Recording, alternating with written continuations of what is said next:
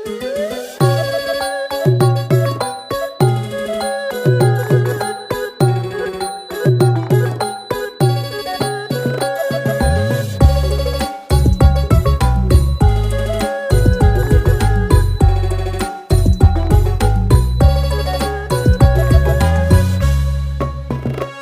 លបាតដៃនឹកស្រមៃពេលណាដល់គូ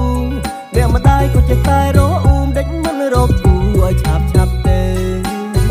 ធ្វើយ៉ាងមិនស្នេហានឹងខ្ញុំវាជាគូសិតត្រូវ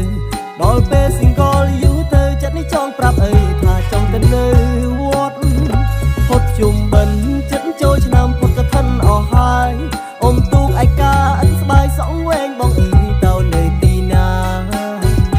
រកសក់វែងទៅពីបាបំផុតវាមិនដូចដើរផ្សារឆ្លងឆ្នាំខ្ញុំសែនឯកាចិត្តនេះចង់ប្រាប់ថាដៃកាន់ដបទេចង់ស្គាល់ដែរពីថាស្នេហ៍មានន័យយ៉ាងម៉េចស្នេហាមិនដេញរត់ពេញដូចជាមើលថ្ងៃលិចពីអាទិត្យដល់សៅរ៍គេឲ្យនាមគឺជាកុមារាដែលស្មងនៅព្រៃដល់ពេលសាំចិត្តយូរទៅមានតែចង់នៅព្រៃកំឡុងឲ្យម៉ែមើល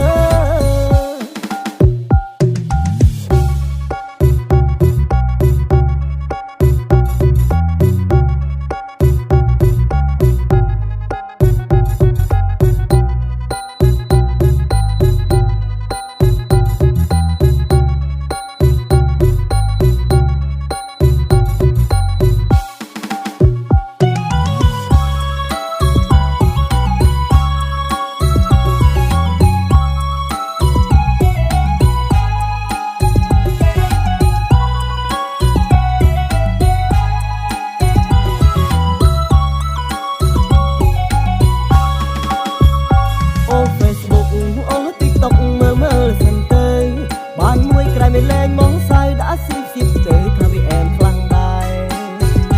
ត្រឹមស្រមៃនៅក្នុងឆ្នាំនេះអាចកាដដែលឆ្នាំនេះប្រហែលមិនអាចទេមានតែទៅប្រាប់ម៉ែថាចាំឆ្នាំក្រោយផុតជុំបិណ្ឌចិត្តចូលឆ្នាំពុទ្ធកឋិនអស់ហើយអ៊ំទូកឯកាអិនស្បាយសងវែងបងអ៊ី